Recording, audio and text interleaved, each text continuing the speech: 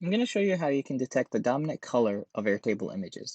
I'll be using this tool by miniextensions.com, and I will add a URL to this in the description. So I've got a table here. I've got an attachment in each of those rows, and these are Airtable attachments, so it's an attachments row. And I want to extract the dominant color of each of these images and drop them in here. So if you buy the tool, this is what you would see. You'll start by signing up for the API third-party integration, which is Site Engine here. So follow their URL, and they've got a pretty decent pricing plan where they give you up to 2,000 operations for the free account per month. So fill that, sign up, and then click on these two URLs to find your user ID and your API secret. Then next, let's you'll need to fill up the user API key, which you can follow here to find out, and then the base ID here, and then the table ID. So after that, we will need the name of the attachments field. So this is this thing right here. Make sure you copy it case sensitive.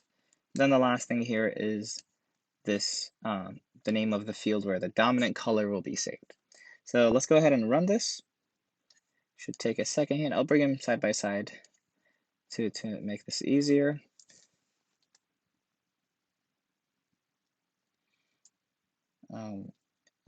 Since it's an operation to find these colors, so might feel long, but it's just because the API needs to essentially like uh, run an algorithm on the entire image to figure out that one color. So it can take a small amount of time.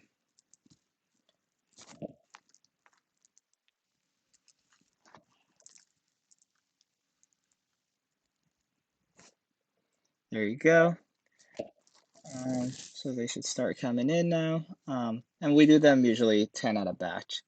So you'll see it running, and then the next 10 will be added. But anyways, while the process is still running, let's go ahead and test like the first two colors. So for this one, I expect something green. Cool. So based on the fact that this image is green here, then for this one, let's expect something like orange or red. Perfect.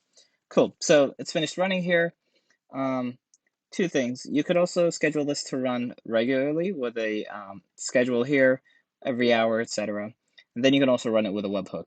A webhook is a URL, and every time that URL is opened, the job will run.